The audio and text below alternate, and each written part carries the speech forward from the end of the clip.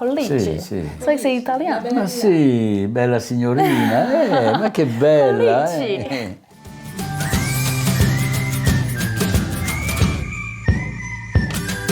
Bonjour chers amoureux de la vie, je suis aujourd'hui avec Raphaël Collici qui est agrothérapeute. Et justement, Raphaël, qu'est-ce que c'est l'agrothérapie? Comment tu le définirais? Alors, depuis plus de 50 ans, il m'a paru important de concilier l'agriculture à l'école de Steiner, qui à l'époque n'était pas connue, et toutes ces thérapies alternatives. Dès l'âge de 15 ans, sur les barricades de 68, je parlais de Steiner, de toutes ces techniques pour qu'on ait une agriculture vivante, et à la fois qu'on se soigne avec l'homéopathie, l'acupuncture, tout ça, mais c'était de la sorcellerie à l'époque. Et malgré ces vindictes négatives, pour moi, je me suis dit, je vais soigner avec mes mains et je vais cultiver la terre. C'est ce que je fais 53 ans après encore. Et quelle est ton opinion sur l'agriculture d'aujourd'hui, après ces 50 ans donc, de travail de la terre Eh ben, je ne pensais pas qu'on allait aller aussi loin dans la dégradation de notre microcosme, de notre terre, de nos jardins, de notre environnement et de l'agriculture en général, et donc du coup de la planète. Je suis stupéfait de voir à quel point maintenant l'agriculture conventionnelle a détruit les sols. Il faut labourer de plus en plus profond. Les sols s'érodent, il n'y a pas de vie. Ce sont des sols qui sont maintenus artificiellement, comme un goutte à goutte à l'hôpital, par la chimie. Du coup, c'est normal que les gens tombent malades. Cette nourriture, elle est déjà mauvaise au départ. En plus, elle est transformée, elle est malaxée avec des conservateurs. Enfin voilà, c'est plus du tout quelque chose de revitalisant, de nourrissant. Donc tu as créé un lieu ici. Aujourd'hui, on est à Oléa Terme, je le dis bien. Ça fait depuis combien de temps que tu as créé ce lieu? Et puis, quelle était la démarche derrière justement de ce lieu? Alors, j'ai toujours rêvé de pouvoir faire les deux activités. Mais en fait, dans une première partie de vie, j'avais un cabinet, j'avais un centre de remise en forme. Et puis, j'avais une petite ferme, mais en plus, le matin de bonne heure, je trayais mes chèvres.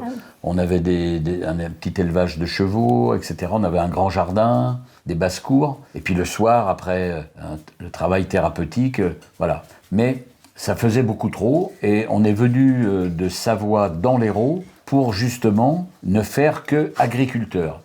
Mais très vite, on s'est aperçu que c'était pas simple parce que les seules terres qu'on a bien voulu nous vendre, ce sont ces carrières de pierre qui nous entourent ici et la chambre d'agriculture, au vu des analyses, a dit vous pouvez pas vous installer, il n'y a pas de matière organique et la roche-mère est à 30 ou 40 cm et ça sera pas viable. Mais nous, on avait déjà acheté et vu qu'il n'y a pas d'autres terres à vendre, parce que le foncier est vraiment un gros problème pour les jeunes qui s'installent, et puis moi qui suis un peu moins jeune. Mais voilà, on a dit, on va le faire. Let's go pour l'aventure. Voilà.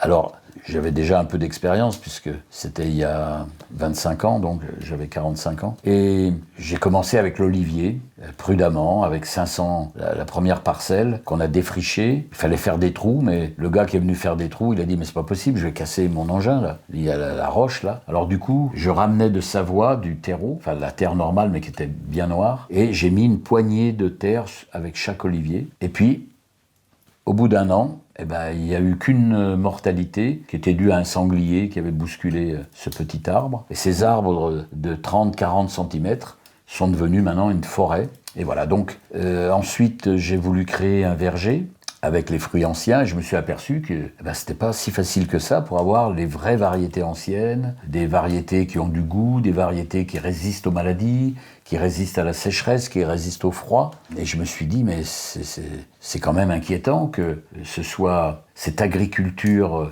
chimique, elle n'offre que des variétés qui ont besoin de traitement, qui ont besoin d'être arrosées en permanence. Enfin voilà, des arbres qui n'ont aucune autonomie. Et comment tu as fait alors? Voilà, j'ai commencé par créer un beau verger, petit à petit. Et puis, j'allais prendre des greffons au conservatoire de Porquerolles, qui était le dernier. Les autres venaient de fermer, les conservatoires de fruitiers français. Et j'ai sympathisé avec le directeur. Et au fil des années, Voilà, j'avais acquis des belles variétés que je greffais sur des porte-greffes. Et un jour, il me dit, tu sais, dans 7 ans, je suis à la retraite. Et l'État m'a dit, à Paris, on m'a dit, ça sera fini. J'ai dit, mais il n'y aura plus de conservatoire. Non.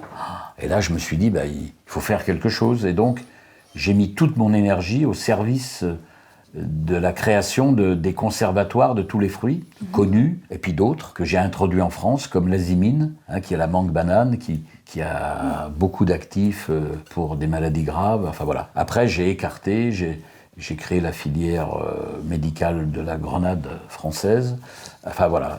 Petit à petit, j'ai vu le potentiel que pouvaient offrir tous ces fruits et ces légumes pour la santé. Et je me suis spécialisé grâce à cette interface entre mon métier de paysan et mon métier de thérapeute, et pour aller à la recherche des alicaments. Donc, qu'est-ce que c'est les alicaments ? Alors, les alicaments sont des fruits ou des légumes très riches en polyphénol, en actifs, en anthocyanes, en vitamines, qui vont permettre de lutter contre l'oxydation cellulaire qui nous guette à chaque instant, puisque le stress crée une oxydation, la pollution de l'air, les aliments qui sont maintenant faits en usine et ils ont tellement de chimie dedans que ça nous oxyde. Enfin, voilà. Nous sommes attaqués de toutes parts, et donc si nous ne maintenons pas un bon niveau d'antioxydants, eh bien nous sommes en déséquilibre et nous allons vers la maladie. J'ai fait beaucoup d'analyses, beaucoup de recherches. Et donc tu t'es spécialisé là-dessus, ici. Voilà,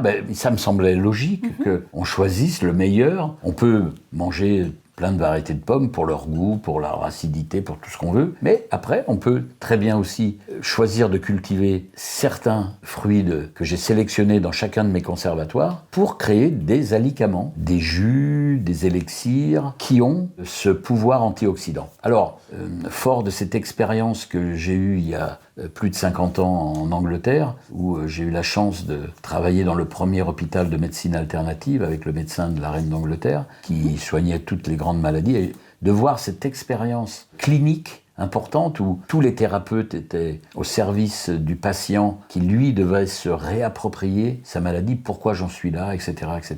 Se poser les vraies questions, quel sens donner à sa maladie. Donc c'était il y a 50 ans, vous vous rendez compte.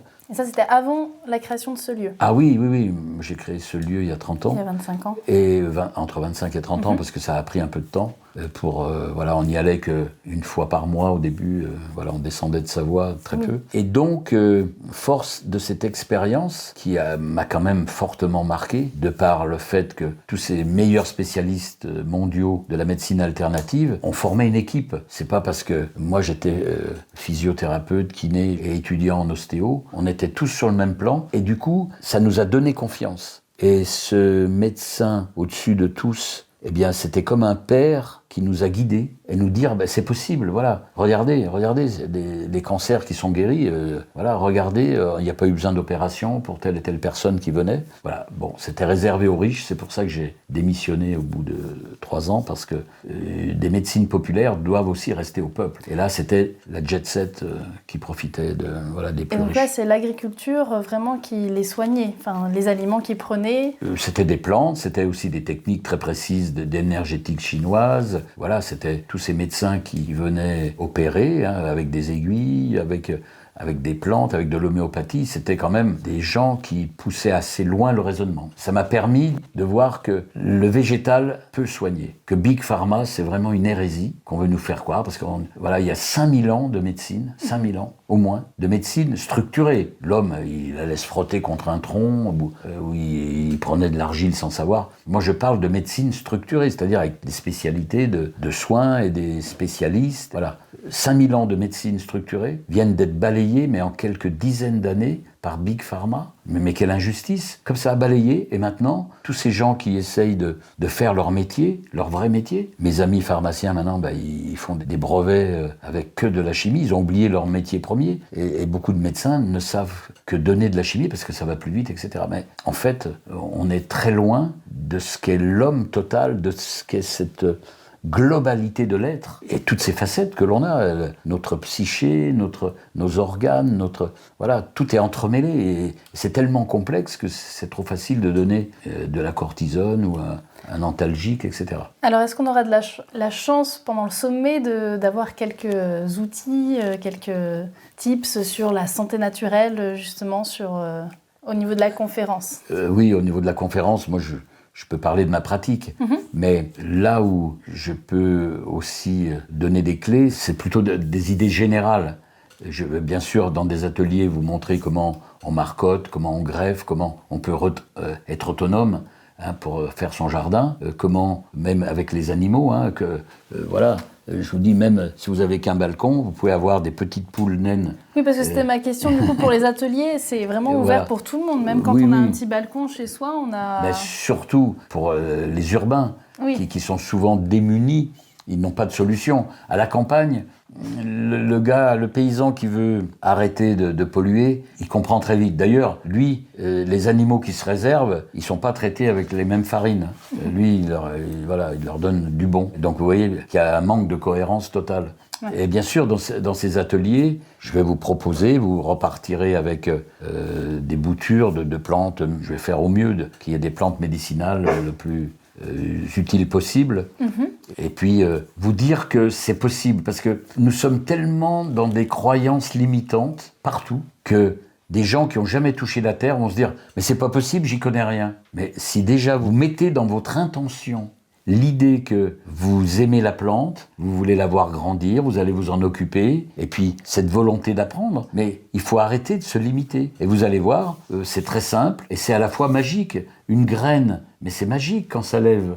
Il aura suffi de lui mettre un peu d'eau, pas trop, ni pas trop peu, mais juste, vous allez apprendre tout ça très vite. Et puis, je vais vous faire voir comment on peut faire du marcottage sur une plante qui existe déjà, comment faire des boutures, comment faire une greffe, c'est-à-dire vous allez partir d'un pied sauvage, vous allez lui mettre un super fruit qu'on a sélectionné, qui existe depuis des siècles et qui va vous donner toute satisfaction que vous n'aurez pas besoin de traiter. Bien. J'adore, ça donne envie de faire l'atelier en tout cas et d'enlever toutes ces croyances limitantes comme tu dis. Je crois que tu as un dernier projet en date où justement la croyance limitante, tu la balayes de nouveau. Oui, c'est le sujet de l'eau.